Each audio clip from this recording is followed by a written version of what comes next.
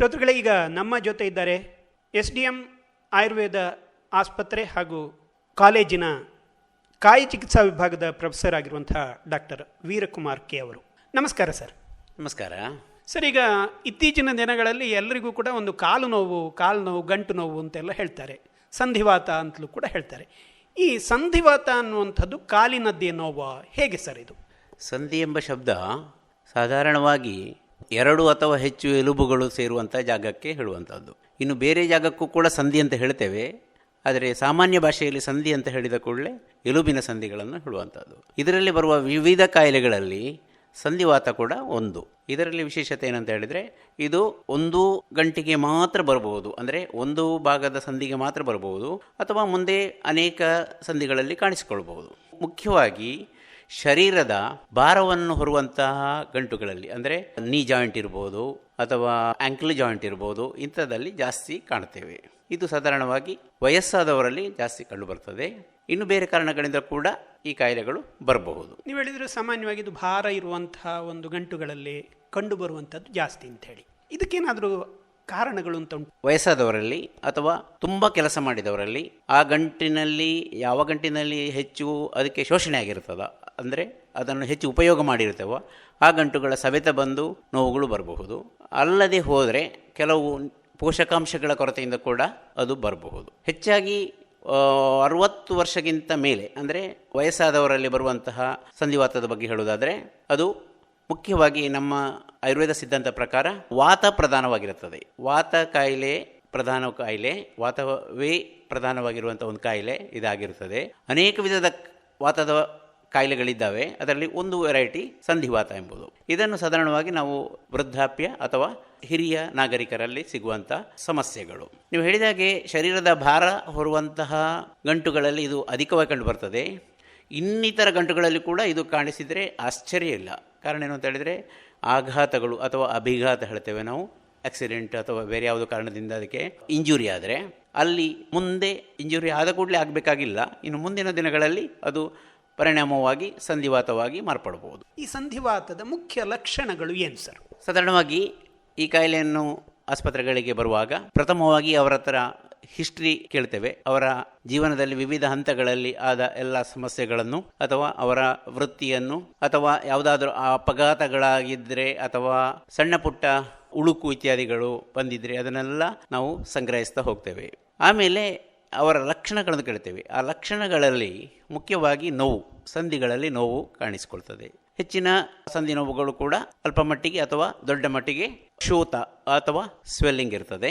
ಆಮೇಲೆ ಆ ಕಾಲುಗಳನ್ನು ಅಥವಾ ಯಾವ ಗಂಟಿನಲ್ಲಿ ಸಂಧಿವಾತ ಬಂದಿದೋ ಅದನ್ನು ಬಿಡಿಸ್ಲಿಕ್ಕೆ, ಅಂದರೆ ಅದನ್ನು ಓಪನ್ ಮಾಡಲಿಕ್ಕೆ ಕಷ್ಟ ಆಗ್ತದೆ. ಸ್ಟಿಫ್ನೆಸ್ ಹೇಳ್ತೇವೆ. ಆ ಸ್ಟಿಫ್ನೆಸ್ ಎಂಬುದು ಕೂಡ ಅದರಲ್ಲಿ ಜಾಸ್ತಿ ಬರ್ಬೋದು. ಇನ್ನು ಕೆಲವರಿಗೆ ಗಂಟನ್ನು ಬಿಡಿಸುವಾಗ ಶಬ್ದ ಬರ್ತದೆ, ಕ್ರಿಪಿಟಸ್ ಹೇಳ್ತೇವೆ ನಾವು, ಕ್ರಿಪಿಟಸ್ ಕೂಡ ಕಂಡು ಬರಬಹುದು. ಇದು ಸಾಧಾರಣವಾಗಿ ಕಂಡುಬರುವಂತಹ ಸಾಮಾನ್ಯ ಲಕ್ಷಣಗಳಾದ ಸಂಧಿವಾತಗಳು. ಇದಕ್ಕೆ ಇಂಥದ್ದೇ ಕಾರಣ ಸಂಧಿವಾತದ ಸ್ಥಿತಿಗೆ ಅಂತ ಹೇಳಿ ಏನಾದರೂ ಉಂಟಾ ಸರ್? ಅದನ್ನು ಸುಮಾರು ವಿಭಾಗಗಳಾಗಿ ಮಾಡಬಹುದು.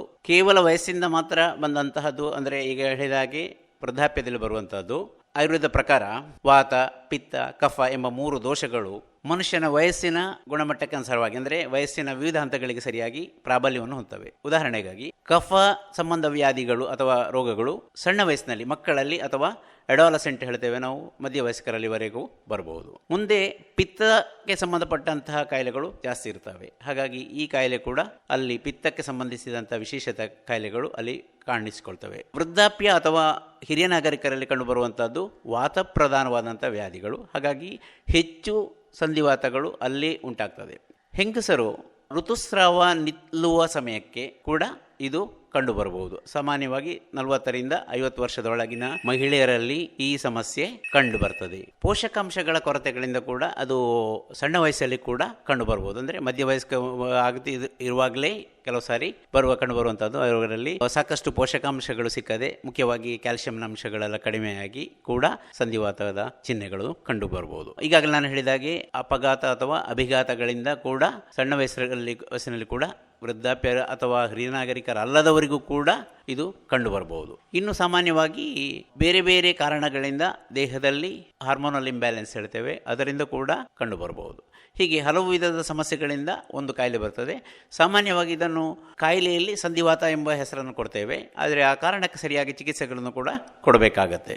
ಇತ್ತೀಚಿನ ದಿನಗಳಲ್ಲಿ ಇದು ಕಡಿಮೆ ವಯಸ್ಸಿನಲ್ಲೂ ಕೂಡ ಇದೇ ರೀತಿಯ ಸಂಧಿವಾತಗಳು ಉಂಟಾಗ್ತಾ ಇರುವಂಥದ್ದು ನಾವು ಕಾಣ್ತಾ ಇದ್ದೇವೆ. ಅಂತ ಹೇಳಿದ್ರೆ 40 ವರ್ಷದಲ್ಲಿ 45 ವರ್ಷದಲ್ಲಿ ಇದಕ್ಕೇನಾದರೂ ಕಾರಣಗಳುಂಟಾ ಸರ್? ಗಂಟುಗಳಿಗೆ ಅಥವಾ ಎಲುಬುಗಳಿಗೆ ತೊಂದರೆ ಆಗಿದ್ದರೆ, ಪೋಷಕಾಂಶಗಳು ಕಡಿಮೆ ಆಗಿದ್ದರೆ, ಇವೆರಡು ಮುಖ್ಯ ಕಾರಣಗಳಿಂದ ಅದು ಕಂಡುಬರಬಹುದು.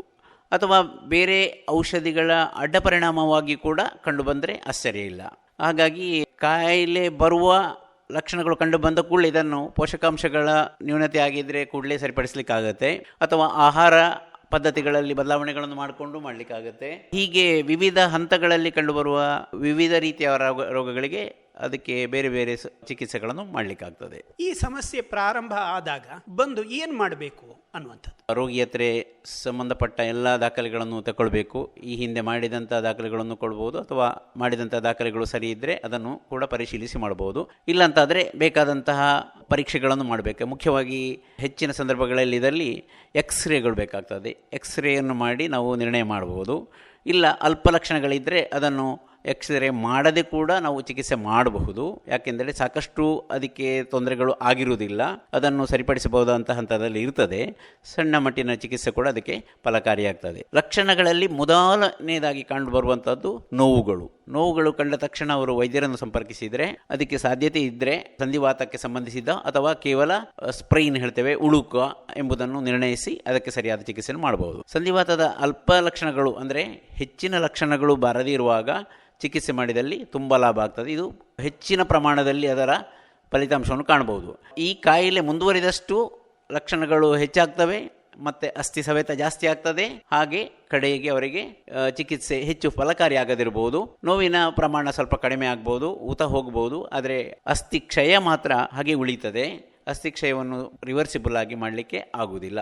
ಸಾಮಾನ್ಯವಾಗಿ ನಮ್ಮ ಆಯುರ್ವೇದ ಸಿದ್ಧಾಂತದ ಪ್ರಕಾರ ಅಸ್ಥಿ ಮತ್ತು ವಾತ ತುಂಬ ಸಂಬಂಧ ಹೊಂದಿರುವಂತಹ ವಿಷಯಗಳು. ವಾತ ಒಂದು ದೋಷ, ಅಸ್ಥಿ ಅಥವಾ ಎಲುಬುಗಳು ಧಾತುಗಳು ಹೇಳ್ತೇವೆ ನಾವು, ಟಿಶ್ಯೂ ಆಗಿರ್ತದೆ. ಇದರಲ್ಲಿ ಏನಾಗ್ತದೆ ಅಂತ ಹೇಳಿದ್ರೆ ಒಂದು ಇನ್ನೊಂದನ್ನು ಸಂಬಂಧಿಸಿರ್ತದೆ. ವಾತ ಮತ್ತು ಅಸ್ಥಿಗಳಿಗೆ ಸಂಬಂಧ ಏನು ಅಂತ ಹೇಳಿದ್ರೆ, ಅಸ್ಥಿ ಕ್ಷಯ ಆದಾಗ ವಾತ ಜಾಸ್ತಿ ಆಗ್ತದೆ, ವಾತ ಜಾಸ್ತಿ ಆದಾಗ ಅಸ್ಥಿ ಕ್ಷಯ ಆಗ್ತದೆ. ಇನ್ನು ಪುನಃ ವಾತ ಕಡಿಮೆ ಆದಾಗ ಅಸ್ಥಿ ಕ್ಷೀಣ ಕಡಿಮೆ ಆಗ್ತದೆ. ಆದರೆ ಒಂದ್ಸರಿ ಕ್ಷೀಣಿಸಿದ್ದು ಮತ್ತೆ ಪುನಃ ರಿಕವರಿ ಆಗುವುದಿಲ್ಲ. ಅದು ಅಲ್ಪ ಪ್ರಮಾಣದಲ್ಲಿ ಆಗಿದ್ರೆ ಅಥವಾ ಆರಂಭ ಹಂತದಲ್ಲಿ ಆಗಿದ್ರೆ ಸರಿಪಡಿಸಬಹುದಂಥ ವ್ಯವಸ್ಥೆಗಳು ನಮ್ಮ ಆಸ್ಪತ್ರೆಯಲ್ಲಿ ಕೂಡ ಜಾಸ್ತಿ ಬಂದಾಗ ಇಂಥ ಕಾಯಿಲೆಗಳಿಗೆ ಒಳ್ಳೆಯ ರೀತಿಯ ಚಿಕಿತ್ಸೆಗಳನ್ನು ನೀಡಿ ಪೂರ್ಣ ಫಲಿತಾಂಶ ಕೊಟ್ಟದ್ದು ಕೂಡ ಸಾಕಷ್ಟು ಇದೆ. ಎಷ್ಟರ ಮಟ್ಟಿಗೆ ಅದನ್ನು ಹೋಗಲಾಡಿಸಲಿಕ್ಕೆ ಅಥವಾ ಕಡಿಮೆ ಮಾಡಲಿಕ್ಕೆ ಆಗ್ತದೆ? ಅವಸ್ಥೆಗೆ ಅನುಸಾರವಾಗಿ, ಅಂದರೆ ತುಂಬ ಮೈಲ್ಡ್ ಆಗಿ ಇದ್ದರೆ ಅದನ್ನು ಬಹಳ ಸುಲಭವಾಗಿ ಗುಣಪಡಿಸಿ ಸಂಪೂರ್ಣ ಫಲಿತಾಂಶವನ್ನು ಪಡಿಬಹುದು. ಇನ್ನು ಸ್ವಲ್ಪ ಮಧ್ಯಮ ಪ್ರಮಾಣದಲ್ಲಿದ್ದರೆ ರಿಸಲ್ಟ್ ಕೂಡ ಮಧ್ಯಮ ಪ್ರಮಾಣದಲ್ಲೇ ಬರಬಹುದು. ಆದರೆ ತುಂಬ ಹಳತಾದ ಕಾಯಿಲೆಗಳು ಅಥವಾ ತುಂಬ ಡ್ಯಾಮೇಜ್ ಆದ ಕಾಯಿಲೆಗಳು 100ಕ್ಕೆ 100 ಫಲಿತಾಂಶ ಕೊಡದಿದ್ದರೂ ಕೂಡ ಊತ ಇರಲಿ ಅಥವಾ ಉರಿಯೂತ ಇರಲಿ ಅಥವಾ ನೋವುಗಳು ಎಲ್ಲವೂ ಕೂಡ ಸಾಕಷ್ಟು ಪ್ರಮಾಣದಲ್ಲಿ ನಿಯಂತ್ರಣಕ್ಕೆ ತರಬಹುದು. ಸುಮಾರು 80ರಿಂದ 90% ಕೂಡ ಅದನ್ನು ನಿಯಂತ್ರಣಕ್ಕೆ ತರಲಿಕ್ಕೆ ನಾವು ಫಲಕಾರಿಯಾಗಿದ್ದೇವೆ. ಅದರಲ್ಲಿ ನಾವು ಯಶಸ್ಸನ್ನು ಕೂಡ ಕಂಡಿದ್ದೇವೆ. ಮುಖ್ಯವಾಗಿ ಈ ಕಾಯಿಲೆಗೆ ಚಿಕಿತ್ಸೆ ಜೊತೆಯಲ್ಲಿ ಸ್ವಲ್ಪ ಪಥ್ಯಗಳನ್ನು ನಾವು ಹೇಳಬೇಕಾಗ್ತದೆ. ಆಹಾರ ತಿನ್ನುವ ವಿಷಯದಲ್ಲಿ ಇರ್ಬೋದು, ಅವರು ಮಾಡುವ ಕೆಲಸದ ವಿಷಯದಲ್ಲಿರ್ಬೋದು, ಅವರು ಅವರ ವ್ಯವಸಾಯಕ್ಕನುಸಾರವಾಗಿ ಕೆಲವು ಕೆಲಸಗಳನ್ನು ಮಾಡಬಾರ್ದು. ಉದಾಹರಣೆಗಾಗಿ ತುಂಬ ಹೊತ್ತು ನಿಲ್ಲುವುದು, ಏರು ತಗ್ಗು ಪ್ರದೇಶದಲ್ಲಿ ಪ್ರಯಾಣ ಮಾಡುವುದು, ಆಮೇಲೆ ಸತತವಾಗಿ ಓಡುವುದು, ನಡೆಯುವುದು, ಅಥವಾ ಯಾವುದೇ ರೀತಿಯ ಮುಂದೆ ಕೂಡ ಅದಕ್ಕೆ ಆಘಾತ ಅಥವಾ ಅಭಿಘಾತಗಳು ಆಗದಾಗೆ ನೋಡಿಕೊಳ್ಳೋದು, ಮತ್ತು ಪೋಷಣಾಂಶಯುಕ್ತ ಆಹಾರಗಳನ್ನು ತಗೊಳ್ಳುವಂಥದ್ದು. ಮುಖ್ಯವಾಗಿ ಹಾಲು, ಮೊಟ್ಟೆ, ತರಕಾರಿಗಳು, ಹಣ್ಣುಗಳು ಎಲ್ಲ ಇದನ್ನು ಪೋಷಿಸಲಿಕ್ಕೆ ತುಂಬ ಉಪಕಾರ ಆಗ್ತದೆ. ಹಾಗೆ ಅದರ ಜೊತೆಗೆ ಚಿಕಿತ್ಸೆ ಕೂಡ ಅಗತ್ಯ. ಚಿಕಿತ್ಸೆಯನ್ನು ಮಹತ್ವವಾಗಿ ಮಾಡಬೇಕಾಗ್ತದೆ. ಎಲ್ಲಿವರೆಗೆ ನೋವು ಕಡಿಮೆ ಆಗೋದಿಲ್ಲ ಅಲ್ಲಿವರೆಗೂ ಕೂಡ ತಗೊಂಡ್ರೆ, ಒಂದು ಸಲ ನೋವಿನ ತೀವ್ರತೆ ಕಡಿಮೆ ಆಯಿತು ಅಂತಾದರೆ ಮತ್ತೆ ಸ್ವಲ್ಪ ಸಮಯ ಆಹಾರ ಮತ್ತು ಪಥ್ಯಗಳಲ್ಲಿ ಮುಂದುವರಿಸಲಿಕ್ಕಾಗ್ತದೆ. ಮುಖ್ಯವಾಗಿ ನಮ್ಮ ಚಿಕಿತ್ಸೆ ವಿವಿಧ ಹಂತದಲ್ಲಿರ್ತದೆ. ಅದಕ್ಕೋಸ್ಕರ ನಾವು ರೋಗಿಗಳನ್ನು ಅಗತ್ಯ ಸಂದರ್ಭಗಳಲ್ಲಿ ಅಂತರ್ರೋಗಿ ವಿಭಾಗ ಅಥವಾ ಇನ್ಪೇಷಂಟ್ ಆಗಿ ಅಡ್ಮಿಟ್ ಮಾಡ್ತೇವೆ. ಅಡ್ಮಿಟ್ ಮಾಡಿ ಅವರಿಗೆ ಯಾವ ಸಮಸ್ಯೆ ಉಂಟು ಅದಕ್ಕನುಸಾರವಾಗಿ ವಿವಿಧ ಚಿಕಿತ್ಸೆಗಳನ್ನು, ಅಂದರೆ ನಮ್ಮಲ್ಲಿ ಪಂಚಕರ್ಮದ ಚಿಕಿತ್ಸೆ ಇದೆ, ಹಾಗೆ ಅದಕ್ಕೆ ಸಂಬಂಧಿಸಿದ ಉಪಕರ್ಮಗಳಿದ್ದಾವೆ, ಅವುಗಳನ್ನೆಲ್ಲ ಮಾಡಿ ಎಲುಬು ಮತ್ತು ಸಂಧಿಗಳನ್ನು ಬಲಿಷ್ಠಗೊಳಿಸುವಂಥ ಟ್ರೀಟ್ಮೆಂಟನ್ನು ಮಾಡ್ತೇವೆ. ಇದರಿಂದಾಗಿ ತುಂಬ ಒಳ್ಳೆಯ ಪರಿಣಾಮಗಳನ್ನು ಕೂಡ ನಾವು ನಿರೀಕ್ಷೆ ಮಾಡಬಹುದು. ಅದು ಅಲ್ಲದೆ ಆ ರೋಗಿ ತುಂಬ ಅದರ ವಿಷಯದಲ್ಲಿ ಗಮನ ವಹಿಸಿ ಜಾಗ್ರತೆ ವಹಿಸಿ ಮಾಡಿದರೆ ಅವರಿಗೆ ತುಂಬ ಪ್ರಯೋಜನ, 100ಕ್ಕೆ 100 ಕೂಡ ಫಲಿತಾಂಶ ಬಂದರೆ ಆಶ್ಚರ್ಯ ಇಲ್ಲ. ಆದರೆ ಇದು ಹೆಚ್ಚಾಗಿ ಪೇಷಂಟ್ಗಳು ಏನು ಮಾಡ್ತಾರೆ ಅಂದರೆ ಕಾಯಿಲೆ ಬಂದಾಗ ಅದಕ್ಕೆ ಬೇಕಾದ ಜಾಗ್ರತೆ ಕೊಡ್ತಾರೆ, ಮತ್ತು ಔಷಧಿಯನ್ನು ಬಿಡ್ತಾರೆ, ಪಥ್ಯವನ್ನು ಮಾಡಲ್ಲ, ಮೊದಲನೇ ಹಾಗೆ ಕೆಲಸ ಮಾಡ್ತಾರೆ. ಆದರೆ ಅದರಿಂದಾಗಿ ಇನ್ನಷ್ಟು ಸಮೇತಗಳು ಅಥವಾ ನೋವುಗಳು ಜಾಸ್ತಿಯಾಗಿ ಸಮಸ್ಯೆಗಳು ಎಂಡ್ಲೆಸ್ ಆಗಿರುತ್ತದೆ. ಅದರಿಂದ ಪೇಷಂಟ್ಗಳು ಯಾರೇ ಆದರೂ ಕೂಡ ಆರಂಭ ಹಂತದಲ್ಲಿ ಅದನ್ನು ಪತ್ತೆ ಹಚ್ಚುವಂಥ ಹಂತಕ್ಕೆ ಹೋಗಬೇಕು. ಎರಡನೆಯದಾಗಿ ಪತ್ತೆ ಹಚ್ಚಿದ ಮೇಲೆ ಮಾಡುವಂಥ ಟ್ರೀಟ್ಮೆಂಟ್ಗಳನ್ನು ವಿಶ್ರಾಂತಿಯ ಸಹಿತ, ಅಂದರೆ ವಾರ್ಡ್ಗಳಲ್ಲಿ ಅಡ್ಮಿಟ್ ಆಗಿ ಅದಕ್ಕೆ ಬೇಕಾದ ಸೌಕರ್ಯಗಳನ್ನು ಟ್ರೀಟ್ಮೆಂಟ್ಗಳನ್ನು ತೆಕ್ಕೊಂಡು ಮತ್ತೆ ಔಷಧಿಗಳನ್ನು ಫಾಲೋಅಪ್ ಮಾಡಿದರೆ ತುಂಬ ಪರಿಣಾಮ ಆಗ್ಬೋದು. ಸಾಮಾನ್ಯವಾಗಿ ವಾತ ಕಾಯಿಲೆಗಳಿಗೆ ನಾವು ಎಣ್ಣೆ ಅಥವಾ ಔಷಧಿಯುಕ್ತ ತೈಲಗಳನ್ನು ವಿವಿಧ ರೀತಿಯಲ್ಲಿ ಉಪಯೋಗ ಮಾಡ್ತೇವೆ. ಅದು ಬಸ್ತಿ ಆಗಿರ್ಬೋದು, ಅಥವಾ ಅಲ್ಲಿಗೆ ಅಭ್ಯಂಗ ಆಗಿರ್ಬೋದು, ಅಥವಾ ಅದನ್ನು ಅಭ್ಯಂಗ ಮಾಡಿ ಬೇರೆ ಬೇರೆ ಚಿಕಿತ್ಸೆಗಳು, ನಾಡಿ ಸ್ವೇದ ಇರ್ಬೋದು ಅಥವಾ ಪತ್ರಪಿಂಡ ಸ್ವೇದಗಳಿರ್ಬೋದು, ಹೀಗೆಲ್ಲ ಬೇರೆ ಬೇರೆ ವಿವಿಧ ಚಿಕಿತ್ಸೆಗಳನ್ನು ಮಾಡಿ ನೋವನ್ನು ಕಡಿಮೆ ಮಾಡ್ತೇವೆ, ಊತ ಕಡಿಮೆ ಆಗ್ತದೆ. ಅದರ ಜೊತೆಯಲ್ಲಿ ಅಸ್ಥಿ ಧಾತುಗಳು ಅಥವಾ ಸಂಧಿಗಳು ಹೆಚ್ಚು ದೃಢವಾಗಿ ಭದ್ರವಾಗುವಂತೆ ಅವಕಾಶಗಳನ್ನು ಕೊಡ್ತೇವೆ. ಸಾಮಾನ್ಯವಾಗಿ ತುಂಬ ನೋವು ಇರುವಾಗ ಅಥವಾ ತುಂಬ ನಡೆಯುವ ಅವಶ್ಯಕತೆ ಇದ್ದಾಗ ಕಾಲಿಗೆ ರಕ್ಷಣಾತ್ಮಕವಾದ ಚೀಲ, ಕವಚಗಳನ್ನು ಕೂಡ ನೀ ಕ್ಯಾಪ್ ಹೇಳ್ತಾರೆ, ಅದನ್ನು ಅಥವಾ ಯಾವ ಗಂಟಿಗೆ ತೊಂದರೆ ಆಗಿದೆ ಅಲ್ಲಿಗೆ ವ್ಯವಸ್ಥೆಯನ್ನು ಮಾಡಿಕೊಳ್ಳುವಂಥದ್ದು ತುಂಬ ಒಳ್ಳೆಯದು. ಆದರೆ ದೀರ್ಘಕಾಲ ಇದನ್ನು ಮಾಡಿದರೆ ತೊಂದರೆಗಳು ಬರ್ತವೆ, ಗಂಟುಗಳು ಸ್ವಲ್ಪ ಸ್ಟಿಫ್ನೆಸ್ ಜಾಸ್ತಿ ಆಗ್ತದೆ. ಆದ್ದರಿಂದ ಅಗತ್ಯ ಇದ್ದಾಗ ಮಾತ್ರ ಇದನ್ನು ಮಾಡಬೇಕು. ಆದಷ್ಟು ಕೆಲಸಗಳನ್ನು ಕಡಿಮೆ ಮಾಡಿ ವಿಶ್ರಾಂತಿ ಕೊಟ್ಟು ಅದನ್ನು ಸುಧಾರಿಸಲಿಕ್ಕೆ ಅವಕಾಶ ಕೊಡಬೇಕು. ವ್ಯವಸ್ಥೆಗಳು ಇರುವವರು ಅವರಿಗೆ ಅನುಸಾರವಾಗಿ ಬೇಕಾದಂತಹ ಸೌಕರ್ಯಗಳನ್ನು ತಗೊಳ್ಳಿಕ್ಕೆ ಕೂಡ ನಮ್ಮಲ್ಲಿ ಅವಕಾಶ ಉಂಟು. ಜನರಲ್ ವಾರ್ಡಿಂದ ಹಿಡಿದು ಡಿಲಕ್ಸ್ ವಾರ್ಡ್ವರೆಗೂ ನಮ್ಮಲ್ಲಿ ಸೌಕರ್ಯಗಳಿದ್ದಾವೆ. ಅದನ್ನು ಅವರವರ ಬಜೆಟಿಗೆ ಅನುಸಾರವಾಗಿ ತಕ್ಕೊಂಡ್ರೆ ಅವರಿಗೆ ಸೌಕರ್ಯಗಳು ಕೂಡ ಜಾಸ್ತಿ ಆಗ್ತಾ ಹೋಗ್ತವೆ. ಒಳ್ಳೆಯದು ಡಾಕ್ಟರ್ ವೀರಕುಮಾರ್ ಅವರೇ. ಮುಖ್ಯವಾಗಿ ಈ ಸಂಧಿವಾತದಲ್ಲಿ ಯಾವ ರೀತಿಯಲ್ಲಿ ಆಯುರ್ವೇದದಲ್ಲಿ ಚಿಕಿತ್ಸೆ ಇದೆ ಅನ್ನುವ ಮಾಹಿತಿಯನ್ನು ನೀಡಿದ್ದೀರಿ ಸರ್. ಧನ್ಯವಾದಗಳು. ನಮಸ್ಕಾರ. ನಮಸ್ಕಾರ. ಇಂದಿನ ಜಂಡು ಆಯುರ್ಸಿಂಚನ ಪ್ರಾಯೋಜಿತ ಸರಣಿ ಕಾರ್ಯಕ್ರಮದಲ್ಲಿ ಉಡುಪಿ ಕುತ್ಪಾಡಿಯ ಎಸ್ಡಿಎಂ ಆಯುರ್ವೇದ ಕಾಲೇಜು ಆಸ್ಪತ್ರೆ ಮತ್ತು ಸಂಶೋಧನಾ ಕೇಂದ್ರದ ಕಾಯ ಚಿಕಿತ್ಸಾ ವಿಭಾಗದ ಪ್ರಾಧ್ಯಾಪಕರಾದ ಡಾಕ್ಟರ್ ವೀರಕುಮಾರ್ ಕೆ ಅವರೊಂದಿಗೆ ಸಂಧಿವಾತ ಮತ್ತು ಪರಿಹಾರ ಈ ವಿಷಯದ ಕುರಿತು ಸೂರ್ಯನಾರಾಯಣ ಭಟ್ ಪಿಎಸ್ ಅವರು ನಡೆಸಿದ ಸಂದರ್ಶನವನ್ನು ಕೇಳಿದಿರಿ. ಮುಂದಿನ ಕಾರ್ಯಕ್ರಮದಲ್ಲಿ ಮತ್ತೆ ಭೇಟಿಯಾಗೋಣ. ನಮಸ್ಕಾರ. ಈ ಕಾರ್ಯಕ್ರಮದ ಪ್ರಾಯೋಜಕರು ಜಂಡು.